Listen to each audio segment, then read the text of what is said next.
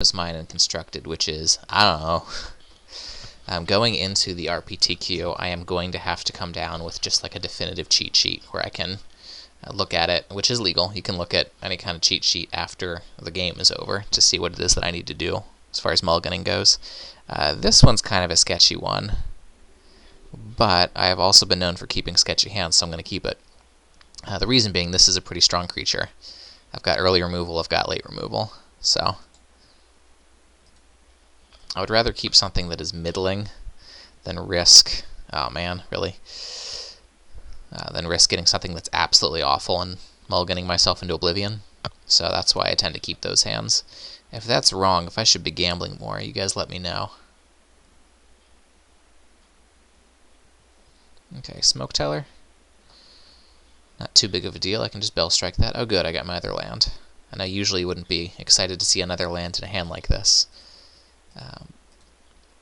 But I'm happy to have all my colors.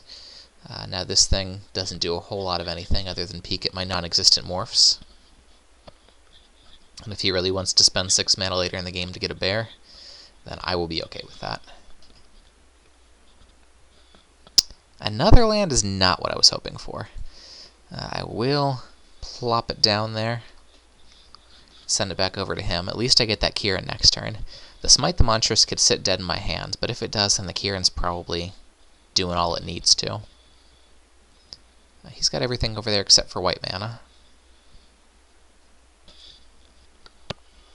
Alright, as expected, he's got a morph. I've got a Kieran that trumps that pretty well. Okay, and a Chief of the Edge. Well, it's going to be the Kieran.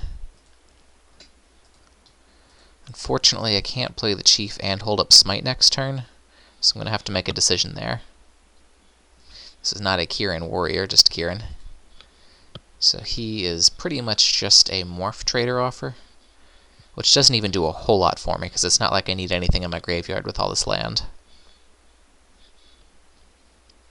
But I will block here in case he sends them with the morph.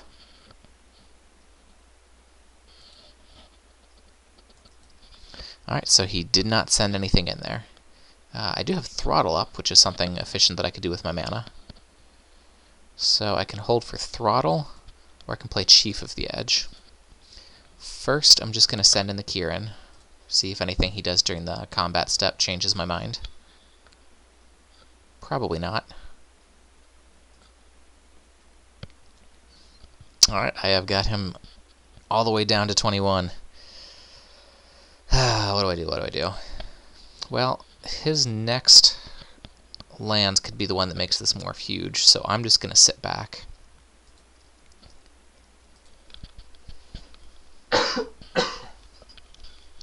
So I've got Smite the Monstrous or Throttle.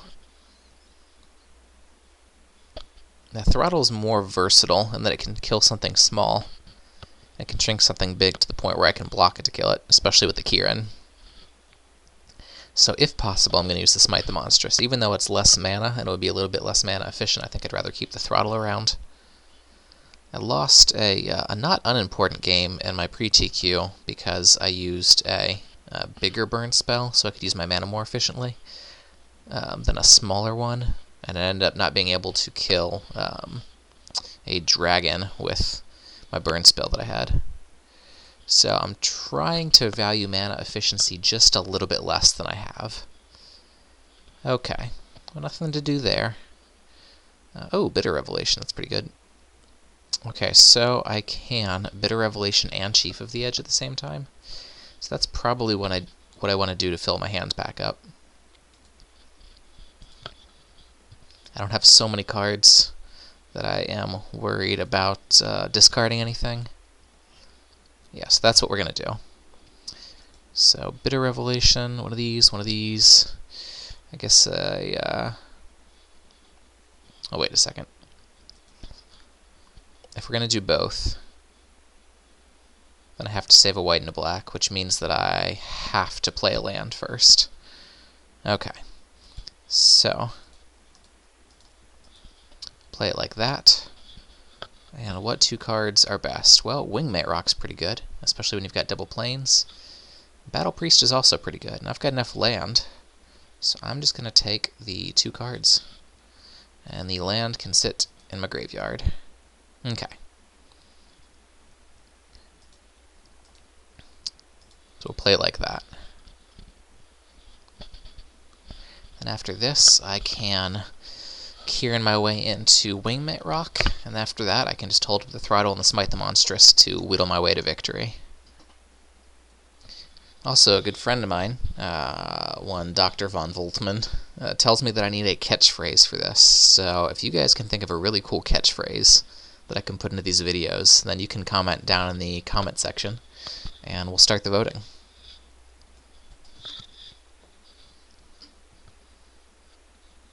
Alright, so he's got a Battle Priest, giving this guy, Death Touch and Lifelink. Yeah, which won't matter too much when I throttle it, so it's not too big of a deal. Of course, if he outlasts this again, it's going to be out of throttle range, but then it'll be in Smite the Monstrous range. So I'm not really worried about that. Let's see. Chief crashes in. Yeah, I'm going to send the Chief in as well, because I really don't care if it trades with anything. Might actually prefer it to trade. We'll see Wingmate Rock. And nothing else this turn. I don't really have the mana to do anything. I'll leave out blue, just to make it look like I can bounce something.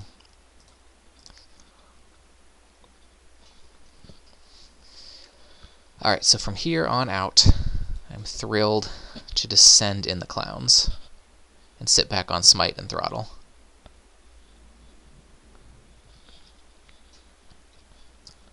I started saying send in the clowns after people were getting really confused. When I would turn all of my guys sideways, I would just say send the team. But I say it with a little bit of a sloppy tongue, and I would say send the team, and people would say 17. And I'd have, like, 3 or 4 points coming in, and they'd act really surprised. Like, that's not 17 damage. I'm sorry, I just can't talk. So I started saying send in the clowns, or turn them all sideways. Alright, we get to his combat step. Sends in all those guys. I'm going to be gaining 4 life, so I think it's better that I just let that through. I think that's exactly what I'm going to do. Yeah, I'm just going to let that through. Let's see, 3, 4, well, this has got lifelink, but it's also got death touch, and there's nothing I really want to lose to it. See, we'll do that, and then I'll be able to throttle it later. So it's going to be a bit of a hit, but I'll gain some life back on the next swing.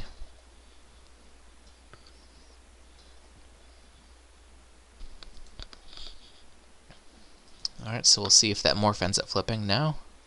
Okay, that's fine. Okay, so 3 cards in hand, does not want to flip the morph. Looking like my next play is Throttle. I'll have 8 mana on my next turn, which is almost enough to Throttle and Smite. It is enough to Battle Priest and Smite, but I don't have anything with a counter on it. So dropping the Battle Priest doesn't do a lot for me. Alright, looks like I'm going to see one of those 3 cards. Okay, giving everybody Death Touch, and by everybody I mean the guy that already had it, so that's not too big of a deal. Okay, so everybody flies except for the Chief, and the Chief can run into that blade and not be too big of a deal. Force Away is also going to be good, because now I do have enough mana up for the Throttle Force Away.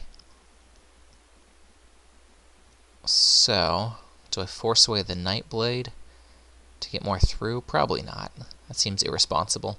I'll hold it back so that he doesn't gain life off of this, probably.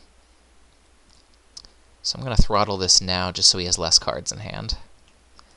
Leaving up a blue, because I can actually Force Away.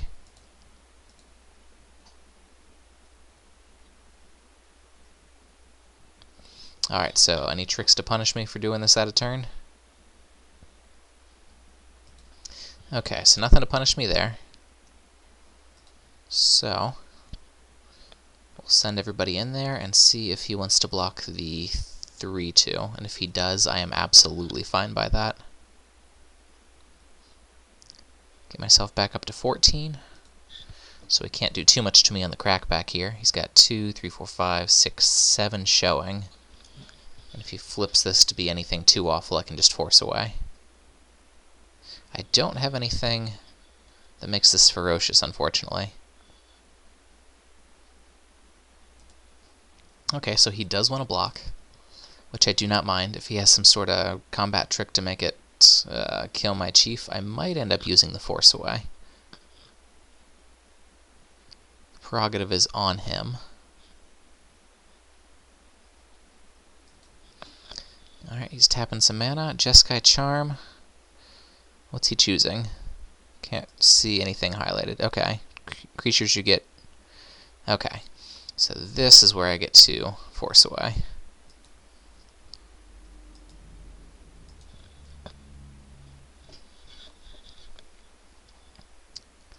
So that fizzles. He doesn't get all that life gain.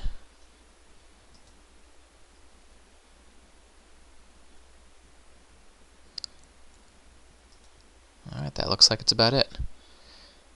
Alright, so he head back into his turn. He's got 3 cards in hand. If he doesn't want to do anything with those, he can start untapping his bear, which can block the chief. Doesn't do a whole lot else for him, though. I get to gain 4 life on the crackback, and I've got a smite up. So I'm not too scared. I'm not thinking that I've got the game in hand quite yet, but I do favor my position. I'm not going to block the morph without any kind of mana up. If I do have mana up, then I block it. And the only way that he can really punish me there is if he has got something that's at 3, big enough to kill this, but not big enough to trip the smite.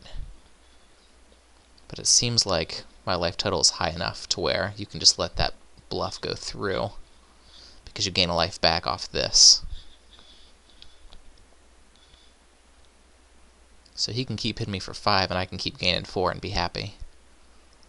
Also, if he plays this out, Scavenger, okay. Well, the Smite the Monstrous is not very good against the Scavenger. And he's got a morph, okay. Well, I can still send this in. I've also got a swarm of Bloodflies.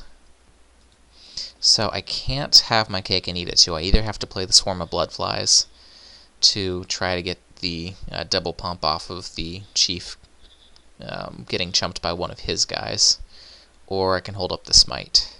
So let's do some math here. What can he hit me for in the crackback? I can gain 4, and I will gain 4 because he has no mana, so I can go up to 13. He has 10 showing, so if he can flip 3 points, he can get me. Of course, if I play the Swarm of Bloodflies, I can block one of his guys, so he's going to have to flip up more than 3 points.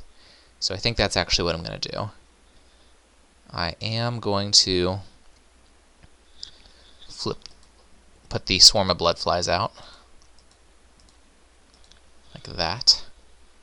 And also when it gets, well, it already has +1/+1 counters, but the Battle Priest will be able to give it lifelink. So I can crash in with everybody here. I don't mind if things die, because it gives my Bloodflies a little extra oomph. See how he deals with it. Okay. He is gonna let this one go and that one trade. So this will end up getting 3 counters.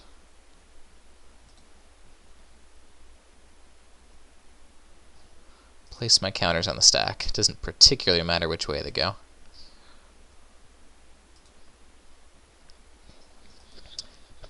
Okay, so my Swarm of Bloodflies is going to be able to block the Scavenger if he wants to go through with it. So I'm feeling pretty secure.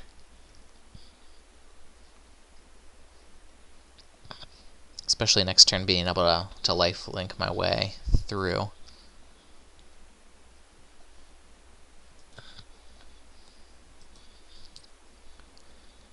Alright, is he going to get aggressive on me? My guess is that he's probably going to sit back at this point. He's only got 1 card in hand, so it's got to be a killer trick. No, he's going to send everybody. Well, 3, 6, 7, 8. So he would have to flip another 5 damage.